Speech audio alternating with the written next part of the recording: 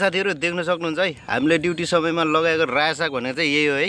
हेर्नु होला मलेसियामा 2025 लागे सँगसँगै चाहिँ लास्टै साग सब्जी तरकारीको भाउ बढ्याछ है। यहाँ हेर्नु होला है, यो चाहिँ मलेसियाको गाउँमा हामीले रायो साग, यसलाई भाजी साग पनि भन्छ। हेर्नु होला यस्तो पानी परिरहेछ, यहाँ दिउँसै पानी पर्छ, जहिले पानी पर्छ है। यस्तो चिज चाहिँ अर्गानिक चिजहरू खानु पाइन्छ। हेर्नु होला है, यो नेपालमा गाई बस्तुको मल हालेर बनाएको जस्तै देखिँदैन त। हेर्नु होला है, यस्तो खतरा छ कि।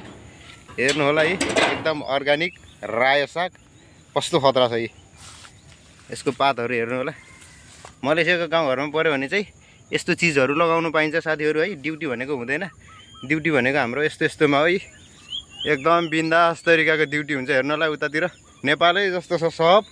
यो जङ्गलभरि चाहिँ फेरि बँदेल र रातो भाले चाहिँ टन्न हजारौँको सङ्ख्यामा पाइन्छ। यतातिर बँदेलहरू टन्न आउँछ, त्यतातिर आल खेल्छ, आल बस्छ, अनि जान्छ। बँदेलहरू टन्न आउँछ, एउटा आउँदैन, बँदेल 20-25 वटाको हुलमा आउँदो रहेछ बँदेल, फेरि डेन्जर खालको। हेर्नु होला है, रायो साग त यस्तो दामी छ कि। यो चाहिँ हेर्नु होला है, मलेसियामा हामीले लगाएको, मलेसिया गाउँघरमा पऱ्यो भने यस्तो रायो साग है, अनि मुलाहरू, फर्सीहरू, हरेक चिज लगाउनु पाइन्छ है साथीहरू। साह्रै रमाइलो हुन्छ मलेसियाको गाउँघरमा ड्युटी गर्न चाहिँ। यहाँ हेर्नु होला, यो चाहिँ यसरी यो ठ्याक्कले कोठा बनाएर ड्याङ बनाएर यहाँ मुला लगाएको छ। यो चाहिँ मुला हो, यसरी लगाउने हो ठ्याक्कसँगले।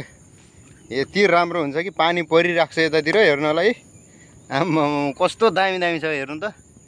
नेपालमा गाउँघरमा गाई भैँसीको मलहरू लगाए जस्तै छ, तर त्यो चाहिँ होइन। हामीले चाहिँ यहाँ स्याउलाहरूलाई चाहिँ कुवाएर त्यो कुहेको पानी लगाएको यस्तो दामी हुँदो रहेछ है साथीहरू। हेर्नु होला मलेसियामा। अनि यहाँ हेर्नु होला, यो चाहिँ सिमल तरुल, यो पनि खतरा हुँदो रहेछ यतातिर। यो भित्र हामीले धेरै झिकेर खाइसकेको अवस्था छ साथीहरू है।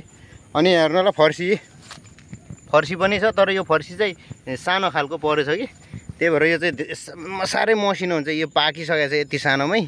यो फर्सीहरू पनि हुन्छ है, तर नेपालमा चाहिँ धेरै ठुल्ठुलो फर्सी हुन्छ भने यहाँ मलेसियाको फर्सी चाहिँ हेर्नु होला आँखले पछि फल्ने रहेछ, तर इत्रि के यो 150 ग्राम जति होला सायद है फर्सी। हेर्नु होला फर्सी पनि फलाइसकेको अवस्था छ। हामीले फर्सीहरू, भटमासहरू हरेक चिज हुन्छ यतातिर साथीहरू। यहाँ हेर्नु होला खुर्सानी पनि यस्तो खतरा फल्छ है, लगायो भने हरेक चिज हुँदो रहेछ है साथीहरू।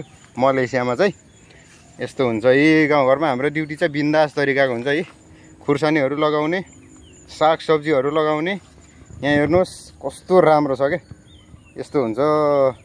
तपाईँहरू पनि गाउँघरमा हुनुहुन्छ भने यस्तो चिजहरू लगाउनु होला। मलेसियामा हुनुहुन्छ भने है त साथीहरू। हेर्नु होला एकदम छैन त खतरा।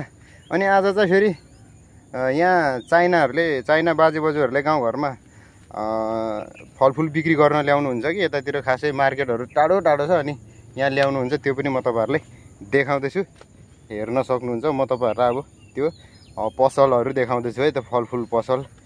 अब म चाइना बाजेहरूको फलफुल पसलमा जाँदैछु, त्यहाँ बाटोमा ल्याएर बिक्री गर्दै हुनुहुन्छ।